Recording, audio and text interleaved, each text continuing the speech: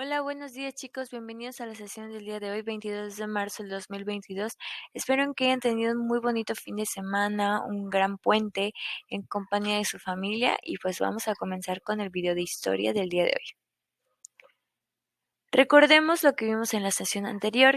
Hablamos acerca de lo que pasó después de la Revolución Mexicana, ¿verdad? En la Constitución de 1917 se dispuso a llevar a cabo cambios, ¿verdad? De forma en que México pudiera dar fin a sus problemas. Otra de las situaciones que enfrentamos fue que los campesinos y los obreros se inconformaron por la crisis económica que se vivía y esto provocó un levantamiento armado eh, que desconoció a su gobierno, por lo que Carranza tuvo que huir de la capital y murió asesinado. En la Constitución de 1917 se limitó la influencia de la Iglesia y la intervención de sus miembros en los asuntos públicos. Hoy vamos a ver diferentes de estos elementos que limitaron o que favorecieron el desarrollo de México. ¿Ok? El primer punto es el impulso a la economía. Ok. La meta principal de las personas que eran encargadas del gobierno en este momento era que resolvieran problemas en cuanto a la economía, ¿ok? Que todo esto que fue dejando nuestros antepasados. En el campo se vivía con desigualdades ya que carecían de empleo y sus tierras eran improductivas o les habían sido arrebatadas. También otro aspecto negativo que en las ciudades prevalecía el desempleo y sus derechos no eran respetados. México no contaba con suficientes caminos, carreteras, medios de comunicación, edificios, electricidad, agua y servicios médicos y otros servicios. Entonces, para poder superar estas dificultades era necesario realizar cambios en la organización del trabajo, contratar gente que promoviera la distribución correcta de la tierra, de los recursos, las funciones del gobierno y de la educación. Debido a estos problemas, la economía de México fue muy baja en los años de 1910 y 1930, pero después, ¿ok? Fue mejorando debido a que en las reformas que se fueron planteando daban prioridad a las inversiones que eran relacionadas con la agricultura, la siembra, la cosecha, la ganadería, ¿ok? Todas estas inversiones favorecieron a México. Durante el gobierno de Lázaro Cárdenas, la reforma agraria se convirtió en un principal instrumento, o sea, la transformación social del país, y aunque a partir de 1940 esta reforma perdió importancia, ¿ok? Debido a que se fue trabajando más la industrialización de la economía nacional, es decir, que se creaban fábricas en donde las personas pudieran obtener otros empleos y estas pues favorecer la economía.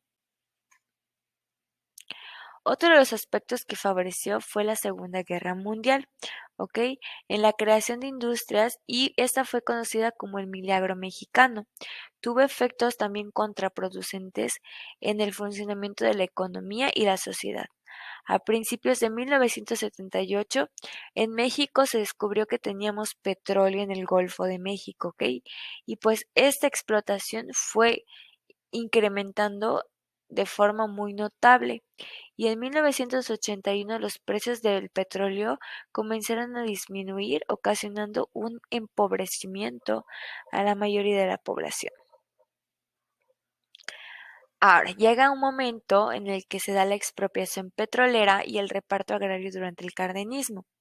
El 18 de marzo de 1938, la industria del petróleo que operaba en México era propiedad de empresarios ingleses y estadounidenses.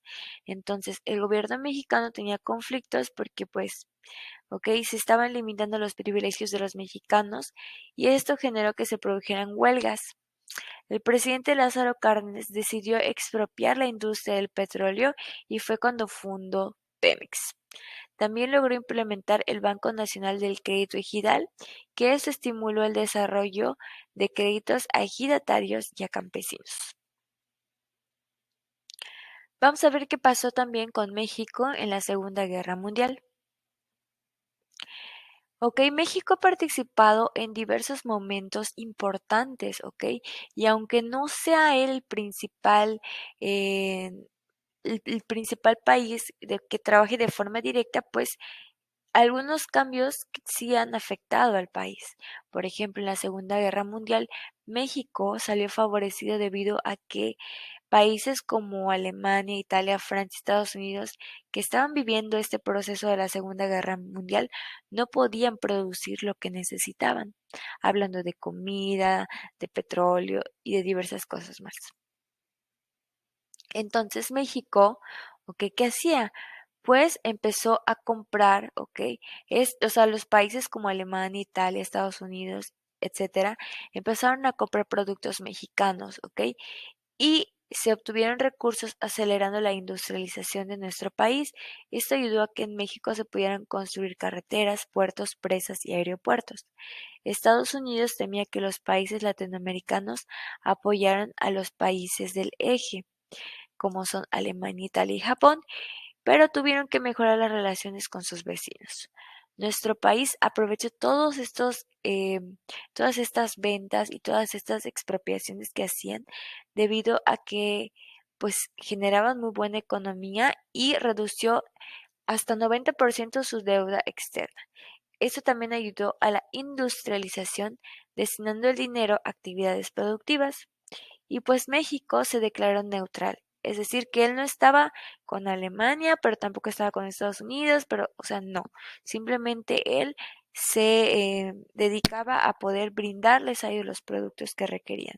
Manuel Ávila Camacho decidió apoyar a los países aliados y declaró la guerra a los países del eje.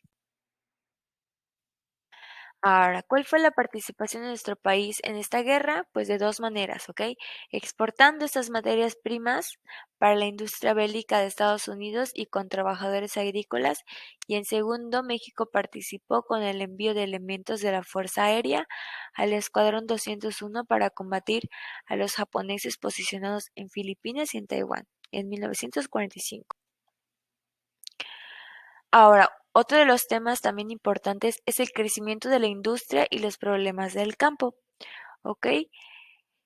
La industrialización sí favoreció al desarrollo del sector agrícola, destinada a la comercialización y exportación de productos, pero los ingresos que se obtenían de la venta de esos productos, pues proporcionaron importantes recursos para el desarrollo industrial. Ahora, ¿qué pasaba? Que los campesinos dejaban de tener esos empleos, pues porque todo era ya para las industrias.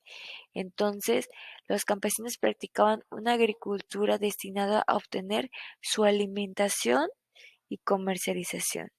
Posteriormente aumentaron las desigualdades en las regiones agrícolas. Y bueno, hubo veces en que los campesinos invadían tierras y reclamaban al gobierno su restitución. Por ejemplo, en 1940 Rubén Jaramillo organizó al campesinado de Morelos para reclamar la continuidad de los repartos y el respeto a los ejidos existentes. Pero pues hubieron personas que se quedaron sin tierra, sin empleo.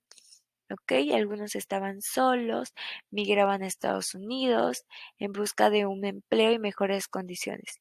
Esto provocó en la década de los 70 los asentamientos irregulares y la demanda de servicios públicos como el agua potable y la luz. Bien, pasaron muchísimos eventos durante todo este periodo y todavía nos faltan algunos. Entonces, ojo, que aprendimos el día de hoy que existían desigualdades como en el campo para los ejidales y campesinos.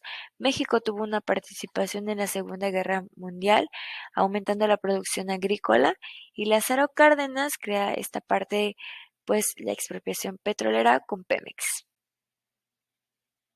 La tarea va a ser leer las páginas de las 125 a las 133 y vas a contestar las preguntas del PDF. Gracias a todos por su atención, chicos. Nos vemos en la siguiente sesión de historia. Adiós.